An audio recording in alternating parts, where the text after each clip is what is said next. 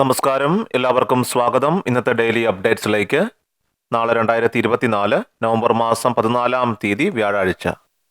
ഇന്നത്തെ ഏറ്റവും പ്രധാനപ്പെട്ട വാർത്താ അപ്ഡേറ്റുകളും നാളെയും വരും ദിവസങ്ങളിൽ നിങ്ങൾ അറിഞ്ഞിരിക്കേണ്ട, ശ്രദ്ധിക്കേണ്ട ഏറ്റവും പ്രധാനപ്പെട്ട 5 കാര്യങ്ങൾ എന്തൊക്കെയെന്നാണ് ഡെയിലി അപ്ഡേറ്റ്സിൽ ഷെയർ ചെയ്യുന്നത്. എല്ലാവരും വാർത്തകളും അറിയിപ്പുകളും പൂർണ്ണമായിട്ട് ശ്രദ്ധിക്കുക. ഈ വീഡിയോ ഒന്ന് ലൈക്ക് ചെയ്ത് കാണുക. വാർത്ത പരമാവധി ആളുകളിലേക്ക് ഇപ്പോൾ തന്നെ മറക്കാതെ ഷെയർ ചെയ്യണം. ഒപ്പം നമ്മുടെ വാട്സപ്പ് ഗ്രൂപ്പിൽ ജോയിൻ ചെയ്യുക. വാർത്തകളും അറിയിപ്പുകളും കൃത്യമായി നിങ്ങൾക്ക് വാട്സപ്പ് ഗ്രൂപ്പുകളിൽ ലഭ്യമാകുന്നതാണ്. വാട്സപ്പ് ഗ്രൂപ്പുകളുടെ ലിങ്ക് വീഡിയോയുടെ ഡിസ്ക്രിപ്ഷൻ ബോക്സിലും കമൻറ്റ് ബോക്സിലും ഉണ്ട്. എല്ലാവരും ജോയിൻ ചെയ്യുക. വാർത്ത പരമാവധി ആളുകളിലേക്ക് മറക്കാതെ ഷെയർ ചെയ്യുക. ആദ്യത്തെ ഏറ്റവും പ്രധാനപ്പെട്ട വാർത്താ അപ്ഡേറ്റ്. സംസ്ഥാനത്ത് തുലാവർഷം ഇന്ന് മുതൽ ശക്തമാകുമെന്ന് സൂചന. ബംഗാൾ ഉൾക്കടലിൽ പുതിയ ന്യൂനമർദ്ദം രൂപപ്പെട്ടതോടെയാണ് കേരളത്തിലെ മഴ സാഹചര്യം ശക്തമാകുന്നത്. കേന്ദ്ര കാലാവസ്ഥാ വകുപ്പിന്റെ അറിയിപ്പ് പ്രകാരം ഇന്ന് മുതൽ 16 വരെ ശക്തമായിട്ടുള്ള മഴയ്ക്ക് സാധ്യതയുണ്ട്. ഇത് പ്രകാരം ഇന്ന് പത്തനംതിട്ട, എറണാകുളം, ഇടുക്കി, കോഴിക്കോട്, വയനാട് ജില്ലകളിലും നാളെ തിരുവനന്തപുരം, കൊല്ലം, പത്തനംതിട്ട, എറണാകുളം, ഇടുക്കി, പാലക്കാട്, കോഴിക്കോട്, വയനാട് ജില്ലകളിലുമടക്കം യെല്ലോ അലേർട്ട് പ്രഖ്യാപിച്ചിട്ടുണ്ട്. മണിക്കൂറിൽ 55 കിലോമീറ്റർ വരെ വേഗതയിൽ ശക്തമായിട്ടുള്ള കാറ്റിനും മോശം കാലാവസ്ഥയ്ക്കും സാധ്യതയുണ്ടെന്നും കേരള, കർണാടക, ലക്ഷദ്വീപ് തീരങ്ങളിൽ മത്സ്യബന്ധനത്തിന് തടസ്സമില്ലെന്നും കേന്ദ്ര കാലാവസ്ഥാ വകുപ്പ് അറിയിച്ചു. അടുത്ത പ്രധാനപ്പെട്ട വാർത്താ അപ്ഡേറ്റ്. 70 വയസ്സ് കഴിഞ്ഞ വയോജനങ്ങൾക്കായിട്ട് കേന്ദ്ര സർക്കാർ നടപ്പാക്കിയ ആയുഷ്മാൻ ഭാരതിന് കേരളത്തിൽ മികച്ച പ്രതികരണം. സംസ്ഥാനത്ത് ഇതിനോടകം തന്നെ 4 ലക്ഷത്തിലധികം ആളുകൾക്കാണ് രജിസ്ട്രേഷൻ പൂർത്തിയാക്കിയിരിക്കുന്നത്. ഉപയോക്താക്കൾക്ക് ഈ മാസം തന്നെ ഇൻഷുറൻസ് പദ്ധതിയുടെ പ്രയോജനം ലഭിച്ചു തുടങ്ങുന്നതാണ്. നിലവിൽ കാരുണ്യ പദ്ധതിയിൽ എംപാനൽ ചെയ്തിരിക്കുന്ന ആശുപത്രികൾ ആയുഷ്മാൻ ഭാരതിന്റെ ഭാഗമാകും. 202 സർക്കാർ ആശുപത്രികളും 386 സ്വകാര്യ ആശുപത്രികളും കാരുണ്യയുടെ ഭാഗമാണ്. 70 വയസ്സ് കഴിഞ്ഞവർക്കുള്ള 5 ലക്ഷം രൂപയുടെ ആരോഗ്യ ഇൻഷുറൻസ് പരിരക്ഷ കേരളത്തിൽ 26 ലക്ഷത്തോളം ആളുകൾക്കാണ് ലഭിക്കുക.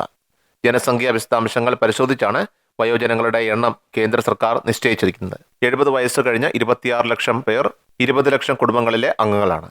കുടുംബങ്ങൾക്കുള്ള ഈ സൗജന്യം തുടരുന്നതിനൊപ്പം തന്നെ 70 വയസ്സ് കഴിഞ്ഞവർക്ക് ഇനി അധികമായിട്ട് 5 ലക്ഷം രൂപയുടെ കവറേജ് കൂടി ലഭിക്കുന്നതാണ്.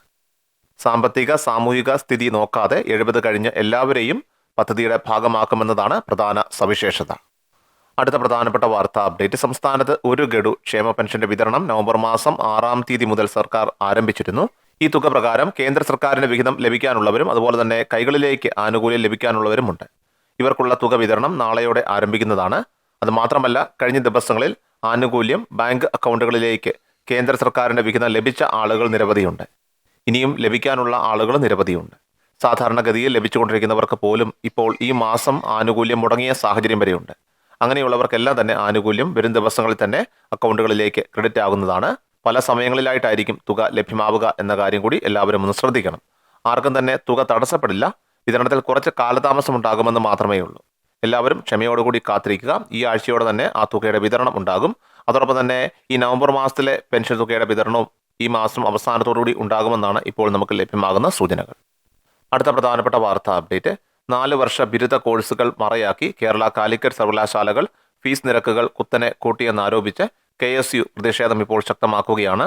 സമരപരിപാടികളുടെ ഭാഗമായിട്ട് വ്യാഴാഴ്ച നാളെ നവംബർ 14 കേരള കാലിക്കറ്റ് സർവകലാശാലകളുടെ കീഴിലുള്ള കോളേജുകളിൽ പഠിപ്പ് മുടക്കി സമരം നടത്തുമെന്ന് KSU സംസ്ഥാന പ്രസിഡന്റ് അലോഷ്യസ് സേവ്യർ പറഞ്ഞു.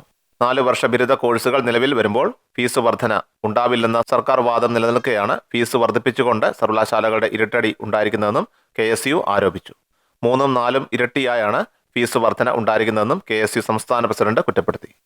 അവസാനമായി സംസ്ഥാനത്തെ സ്വർണ്ണവില പരിശോധിച്ചാൽ സംസ്ഥാനത്ത് തുടർച്ചയായിട്ടുള്ള 4ാം ദിനവും ആശ്വാസമായി ഇപ്പോൾ സ്വർണ്ണവില.